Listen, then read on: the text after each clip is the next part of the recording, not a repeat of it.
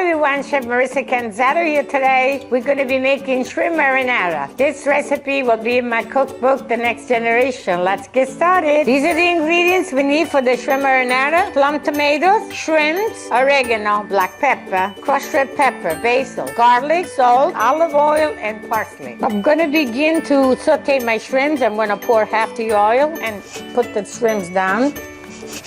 I'm going to saute them until they turn pink. I'm going to add the rest of the oil to this pan and begin my sauce. Just going to add the rest of the seasoning.